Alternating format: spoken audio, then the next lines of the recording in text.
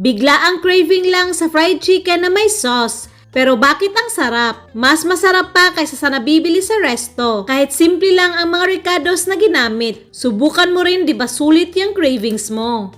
Ang sarap. Mga 500 grams lang na chicken breast. Hiwain lang natin to. Mga ganito lang kakapal, okay na. Ilipat ko lang sa mas malaking bowl. Yan. Timplahan lang natin ng asin, paminta, garlic powder or minced garlic, isang itlog, lamasin. Ito na, tabi lang muna. Tapos magpainit na tayo ng kawali na may mantika. Yung chicken breast, plato, kaparehas na sukat ng harina at cornstarch. Paghaluin, yan, i-coat na natin tong chicken breast. Yan, press lang konti para kapit na kapit. Yan, oh. Mantika, check kung mainit na ba. Yan, mainit na. Lunod na natin tong mga chicken breast. Ayan, tapos prituhin natin hanggang mag-slightly golden brown. Ayan, oh, slightly golden brown na. Hanguin muna natin. Ito, oh, patuluin lang muna natin ang mantika ng mga 15 minutes. Yan, ililinisan ko lang yung mantika.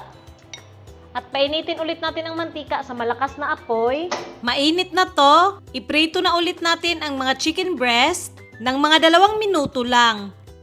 Ito na, oh, hanguin. Yan, sarap na tingnan. Diyan lang muna. Tapos gagawa natin ng simple pero masarap na sauce. Banana ketchup or tomato ketchup.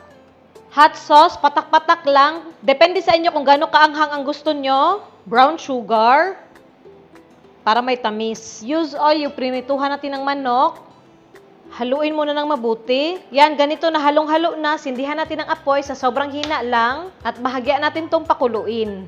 Ito, bahagya ng kumulo, lakasan ang apoy para hindi sagi ang mga chicken breast.